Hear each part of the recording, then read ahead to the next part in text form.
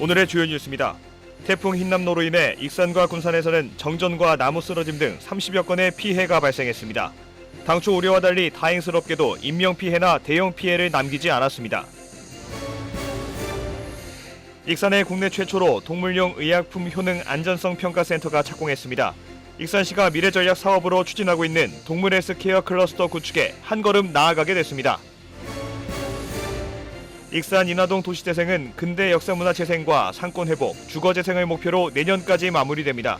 하지만 남부시장과 구시장의 경쟁력을 높여줄 방안이 부족해 상권 활성화 효과가 반감될 것이라는 우려를 사고 있습니다.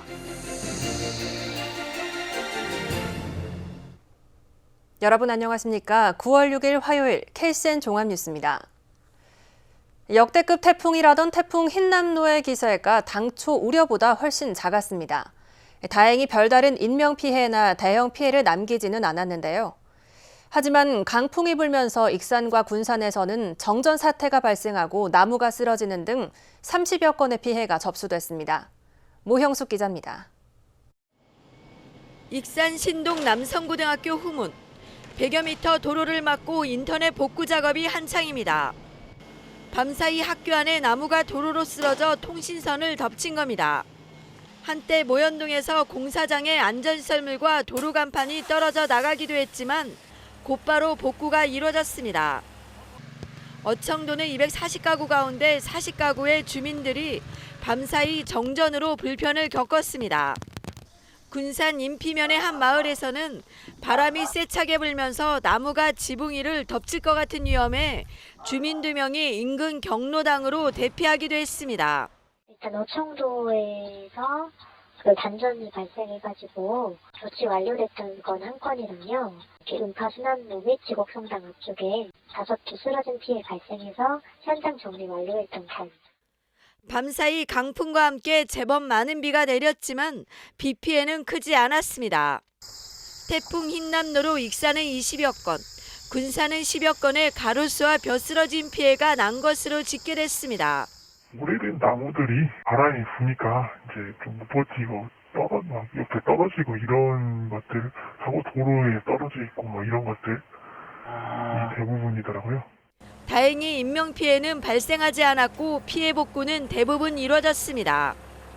태풍 영향권에서 벗어난 전북, 군산과 제주로 오가는 항공편은 오늘 오후부터 정상 운항을 시작했고 여객선 4개 항로는 내일부터 통제가 해제될 전망입니다.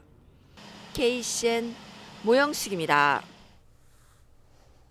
올 들어 처음으로 도내 평균 아파트값이 하락세를 기록한 가운데 군산도 오름폭이 줄어든 것으로 나타났습니다. 한국부동산원에 따르면 지난달 5째 주 도내 아파트값은 0.01% 하락했고 군산은 0.01% 올라 오름폭이 지난 3월 7일 0%에 이어 가장 낮았습니다. 올 들어 군산의 아파트값은 지난 6월 중순 정점인 0.33%를 찍은 뒤 매주 상승폭이 줄고 있습니다.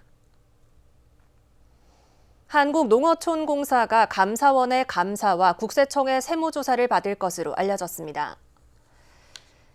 감사원과 국세청은 지난달 농어촌공사의 태양광 사업과 관련해 자료 제출을 요구해 자료를 확보한 것으로 전해졌습니다.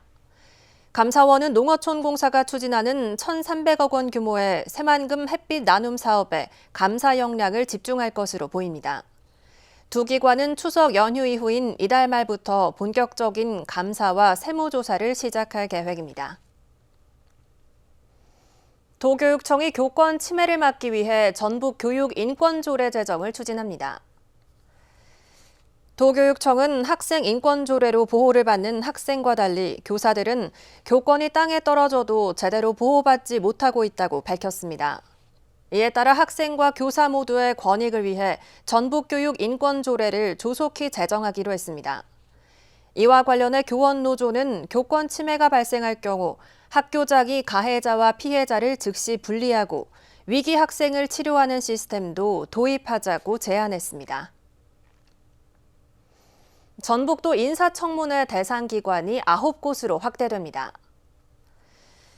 전라북도와 전북도 의회는 인사청문 대상 기관을 종전의 5곳에다 테크노파크와 경제통상진흥원, 자동차 융합기술원과 콘텐츠 융합진흥원 등 4곳을 추가해 모두 9곳으로 확대하기로 했습니다. 또 그동안 비공개였던 도덕성 검증 절차도 특별한 사유가 없는 한 공개로 전환하고 최초 임명 시 인사청문을 거치지 않은 기관장의 경우 연임 때 청문 절차를 진행하도록 합의했습니다. 네, 익산의 국내 최초로 동물용 의약품 효능 안전성 평가센터가 오늘 착공했습니다. 이 센터가 내년 연말부터 가동에 들어가면 동물용 의약품 허가와 신제품 개발에 대한 연구 지원이 가능해지는데요. 익산시가 미래 전략 사업으로 추진하고 있는 동물 헬스케어 클러스터 구축에 한 걸음 나아가게 됐습니다. 최정우 기자의 보도입니다. 국내 최초로 동물용 의약품 효능 안전성 평가센터가 익산에 착공했습니다. 인수공통 전염병 연구소 내 7천여 제곱미터에 사업비 250억 원을 들여 지하 1층, 지상 2층 규모로 내년 11월에 준공될 예정입니다. 평가센터는 동물용 의약품 효능 안전성 검증에 적합한 전문 실험실과 임상시험시설, 동물 사육시설 등을 갖추게 됩니다. 내년 연말부터 가동되면 동물용 의약품 허가와 신제품 개발 연구 등을 지원합니다. 모든 동물종을 저희가 정확하게 전문적으로 평가할 수 있는 그런 동물 시설이라든지 연구 시설을 구축할 예정이기 때문에 기존에 있는 그런 기존 시설이나 기관들에 비해서 아주 전문적이고 월등한 수준의 동물의약품 평가라든지 코로나19 등 인수공통 전염병 발생으로 동물을 대상으로 한 의약품의 안전성 요구는 커지고 있습니다. 때문에 인수공통 전염병 백신 연구 개발과 동물용 의약품 제조회사가 의뢰하는 안전성 평가 시험이 활발하게 이뤄질 것으로 전망됩니다. 특히 관련 업체가 익산시에 집적화되기 위해서는 시제품 생산 지원 플랫폼 등 연관 시설에 대한 연계 투자가 더욱 요구되고 있습니다. 아직까지 동물약품 기업들이 상당히 영세하고 그리고 개발 품목을 실제적으로 산업화하는 게 상당히 어려운 실정인데요. 그 어려운 실정 중에 하나가 평가를 위해서 시제품 생산을 하기 위한 기반이 너무나 열악한 상태입니다. 그래서 저희 평가원 구축과 더불어 시제품을 제조할 수 있는 그런 시설을 기업들에 지원을 한다 그러면 보다 활발한 연구 개발이 있을 것이고 익산시는 그린바이오 분야를 미래 전략 산업으로 육성하고 있습니다. 이번에 착공된 동물용 의약품 평가 시험센터를 비롯해 시제품 생산 지원, 테스트베드 등 관련 전문 시설을 유치해 동물 헬스케어 클러스터를 구축할 계획입니다. 그린바이오의 핵심이 바로 동물의약품 산업입니다. 이번에 식품 클러스터에 의해서 동물 케어 클러스터를 구축함으로써 그린바이오의 핵심 전진기지가 될 것입니다. 익산에 들어서게 된 국내 최초의 동물용 의약품 효능 안전성 평가센터. 추가적인 연계 시설이 계획대로 집적화된다면 익산이 그린바이오 산업의 중심지로 떠오를 전망입니다. KCN 최정우입니다. 휴일 검사 건수 감소로 줄었던 국내 코로나19 신규 확진자 수가 다시 9만 명대로 늘었습니다. 중앙방역대책본부에 따르면 오늘 0시 기준 국내 코로나19 신규 확진자 수는 9만 9,837명을 기록했습니다. 감염 경로는 국내 발생 9만 9,564명, 해외 유입 273명입니다. 위중증 환자 수는 536명을 기록했고 사망자는 44명 발생했습니다. 도내 코로나19 신규 확진자 수가 3,000명대를 기록했습니다. 전북도에 따르면 오늘 오전 7시 기준 도내 코로나19 신규 확진자 수는 3,351명으로 이 가운데 익산이 433명, 군산이 383명으로 집계됐습니다. 감염 재생산 지수는 4일 기준 0.91을 기록했고 사망자는 발생하지 않았습니다. 농지연금 가입자 연령이 낮아지면서 가입자 수가 늘었습니다. 한국농어촌공사에 따르면 올 들어 8월 기준 도내 농지연금 신규 가입자 209명 가운데 60세에서 64세 가입자는 45명으로 전체 가입자의 21.5%를 차지하고 있습니다. 농지연금은 지난 2월부터 가입 연령이 만 65세에서 만 60세로 낮아졌습니다. 한편 도내 농지연금 가입자는 모두 2,498명입니다. 익산시가 추석 명절 종합대책을 추진합니다. 시는 명절을 맞아 코로나19 특별 방역과 민생경제 지원 등 분야별 대책을 마련했습니다. 또 연휴 기간 종합 상황실을 운영해 시민들의 불편함을 최소화할 방침입니다. 이번 추석에는 팔봉 공설묘지가 2년여 만에 개방됨에 따라 추석 당일 교통 통제에 나서고 공설운동장에서 공설묘지 입구까지 셔틀버스 6대를 무료로 운행할 예정입니다. 익산 지역 청소년들이 익산시에 바라는 정책을 발굴했습니다. 익산시에 따르면 전문가 심사와 현장 투표 등을 통해 8개의 주요 의제가 제안됐습니다. 우선순위로 뽑힌 의제는 모현동 어두운 거리 환경 개선과 청소년의 다양한 참여 활동 제안을 비롯해 기후위기 대응 사회 참여 활동 활성화, 청소년 특화 거리 조성, 청소년 수당 지원 등입니다. 익산시는 청소년들이 직접 제안한 정책들을 시정에 반영할 계획입니다. 익산시의 도시재생 사업을 짚어보는 시간, 오늘은 인화동을 살펴보겠습니다. 인화동 도시재생 사업은 근대 역사문화 재생과 상권 회복, 주거 재생을 목표로 내년까지 마무리됩니다. 하지만 남부시장과 구시장의 경쟁력을 높여줄 방안이 부족해 지역 상권 활성화 효과가 반감될 것이라는 우려를 사고 있습니다. 이승원 기자입니다. 익산 인화동 도시재생 사업은 지난 2020년부터 내년까지 국비 등 142억 원이 투입됩니다. 먼저 핵심 거점 시설로 4.4 만세운동 기념광장과 익산 독립운동 기념관, 상생협력 상가가 마련됐고 근대 역사의 숲, 목공 및 염색 공방 등이 내년에 지어집니다. 또 경관 개선 사업으로 구시장 길과 한복거리 가로 디자인, 폭 4m 미만 도로 유니버셜 디자인, 민공간 활용 커뮤니티 정원 조성이 완료됐습니다.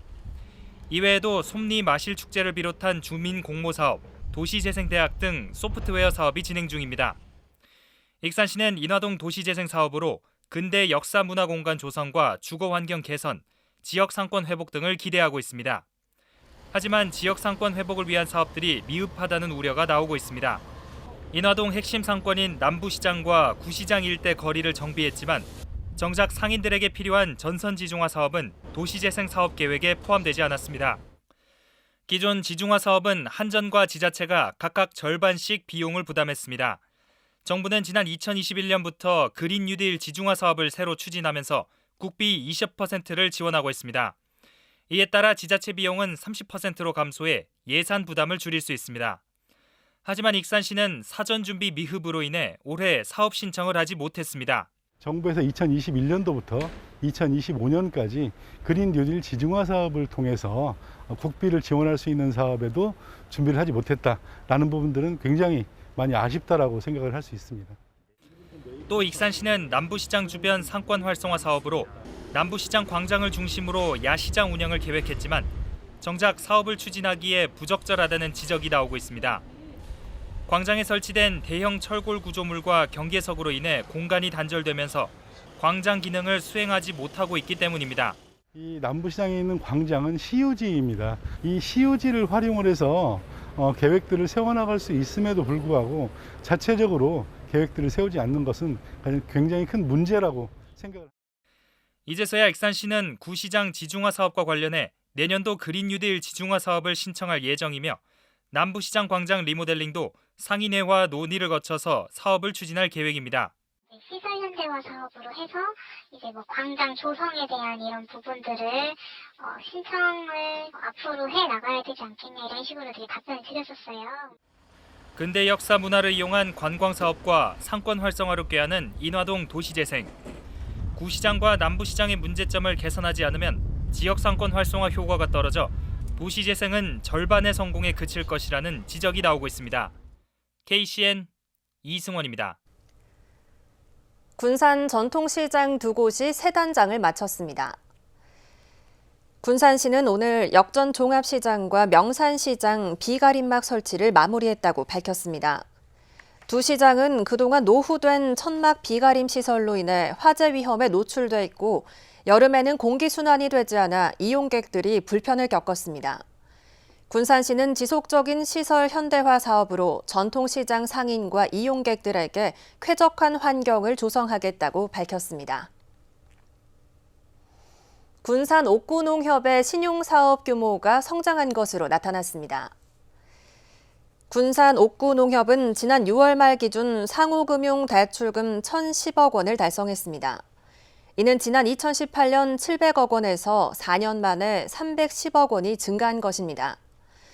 한편 지난 5일 옥구농협은 농협중앙회로부터 상호금융 대출금 1,000억 달성탑을 수상했습니다. 군산시가 대야노인 복지관을 운영할 수탁기관을 모집합니다.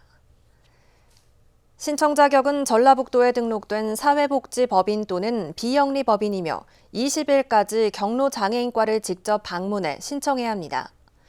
시는 심의를 거쳐 한 개 법인을 선정하고 오는 10월 위수탁 계약을 맺을 예정입니다. 익산시가 송악농부학교 참여자를 모집합니다. 송악농부학교는 매달 한 차례 주말에 진행되며 12월까지 4개월간 운영됩니다. 농부학교 참여자들은 익산 농업인들에게 경업농법과 친환경 농법 노하우 등을 배우게 됩니다. 송악동 주민이면 누구나 신청할 수 있으며 오는 13일까지 익산시청 홈페이지를 통해 신청서를 작성한 뒤 송악동 도시재생 현장지원센터에 현장 접수하면 됩니다. 익산시의회가 추석 명절을 앞두고 전통시장 장보기 행사를 열었습니다. 익산시의회는 오늘 서동시장을 찾아 지역 농수산물 등을 구입하고 상인들의 애로사항을 청취했습니다. 전통시장 장보기 행사는 코로나19 재확산에 따른 경기 침체와 물가 상승으로 어려움을 겪고 있는 상인들을 격려하고 지역 경제 살리기에 동참하고자 마련됐습니다. 다음은 전북권 뉴스입니다. 전북도가 추석 연휴와 가을 여행 주간을 맞아 전북 투어패스 통합이용권을 할인 판매합니다. 전북도는 12,900원짜리 전북 투어패스 통합이용권 2일권을 54% 할인된 5,900원에 판매합니다. 이용권은 네이버 스마트 스토어에서 오는 8일부터 6일 동안 살 수 있습니다. 판매 수량은 500매이며 오는 12월 31일까지 사용이 가능합니다. 제8회 전국 동시지방선거 과정에서 허위 여론조사를 SNS에 퍼뜨린 50대가 검찰에 넘겨졌습니다. 부안경찰서는 공직선거법 위반 혐의로 50대 A씨를 송치했다고 밝혔습니다. A씨는 지방선거를 이틀 앞둔 지난 5월 30일 371명이 참여한 SNS 채팅방에 출처가 불분명한 여론조사 결과를 게시한 혐의를 받고 있습니다. 조사 결과 A씨가 게시한 여론조사 결과는 특정 언론사와 무관한 허위로 드러났습니다. 경찰 관계자는 유권자를 혼란에 빠뜨릴 목적으로 허위 여론조사를 올렸다고 보고 사건을 검찰에 넘겼다고 밝혔습니다. 전라북도가 다음 달 7일까지 임업직불금 추가 신청을 받습니다. 임업직불금 지원 대상은 임업경영체 등록 산지를 보유하고 농업의 소득금액이 3,700만 원 미만인 임업인으로 매년 90일 이상 임업에 종사해야 합니다. 지급액은 32만 원에서 최대 120만 원입니다. 한편 지난 7월 1차 신청에서는 도내 임업경영체 등록자 3,507명의 60%인 2,095명이 임업직불금을 신청했습니다. 지금까지 전북권 뉴스 윤현석입니다. 올해 도민체육대회에서 익산과 군산이 각각 3위와 4위를 차지했습니다. 지난 2일부터 사흘 동안 남원에서 열린 도민체육대회 종합일반부에서 익산은 28,347점을 얻어 3위를 차지했습니다. 군산은 24,932점으로 4위에 머물렀습니다. 학생부에서는 군산이 3위, 익산은 5위를 기록했습니다. 익산에서 열린 제22회 전국 철인 3종 선수권 대회가 막을 내렸습니다. 지난 1일부터 4일까지 웅포면 철인 3종 경기장에서 열린 이번 대회에서는 남자 일반부에 참가한 전북체육회 소속 김지환 선수가 1위를, 여자 일반부에 참가한 전북 철인 3종 협회 소속 정혜림 선수가 2위를 차지했습니다. 한편 이번 대회는 초등학교 선수단 100명과 중고등학교 선수단 60명, 엘리트 동호인 선수단 1000여 명이 참여했습니다. 익산 농기계 임대사업소가 오는 11월까지 휴일에도 운영됩니다. 익산시는 수확철을 맞아 농기계 사용이 늘어날 것으로 보고 휴일에도 농민들이 농기계 임대사업소를 이용할 수 있도록 했습니다. 익산에는 함열과 금마, 오산면 등 3곳의 농기계 임대사업소가 있으며 지난해만 3,855농가에서 5,351대 농기계를 임대했습니다. 원광대학교가 안전보건학과를 신설합니다. 원광대는 안전보건학과 신입생으로 내년에 30명을 모집합니다. 해당 학과는 산업안전보건 전문가 등 전문 자격 취득과 진로 탐색을 중심으로 교육과정을 운영할 계획입니다. 또 산업안전보건공단과 공공기관, 기업체 등과 MOU를 추진해 취업 경쟁력을 향상할 방침입니다. 원광대학교 병원이 건강보험심사평가원의 수술 항생제 사용 적정성 평가에서 1등급 기관으로 분류됐습니다. 이번 평가는 지난 2020년 10월부터 3개월간 이뤄진 18종류의 수술을 대상으로 항생제 최초 투여 시기와 항생제 선택, 투여 기간 등 4개 지표를 중심으로 조사가 이뤄졌습니다. 한편 건강보험심사평가원은 적정 항생제 사용을 유도하기 위해 지난 2007년부터 평가를 실시하고 있습니다. 다음은 우리 동네 소식입니다.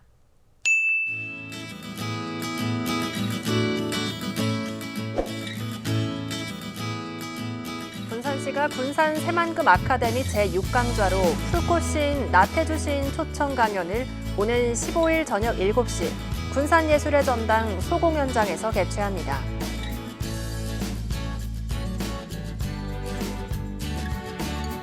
초록우산 어린이재단 전북지역본부와 익산후원회가 저소득 아동을 위해 3,160만 원 상당의 후원 물품을 기탁했습니다.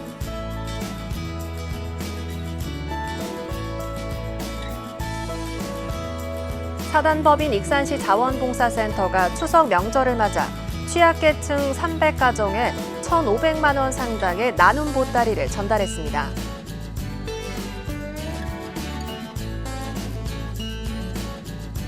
익산 용동면 새마을부녀회가 관내 어려운 이웃들을 위한 명절 음식 나눔 행사를 실시했습니다. 이어서 내일의 날씨입니다.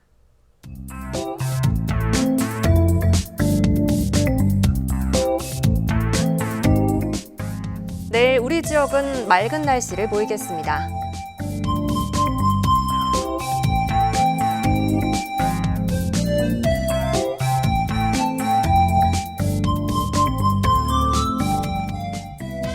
내일은 일교차가 15도 이상 크게 벌어지겠습니다.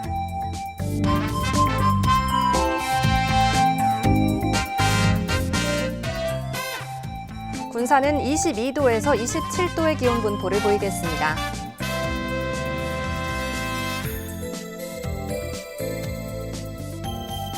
익산은 맑은 가운데 낮 최고 기온이 27도로 예상됩니다. 바다의 물결은 서해남부 모든 해상에서 0.5m에서 2.5m로 잔잔하겠습니다. 날씨였습니다.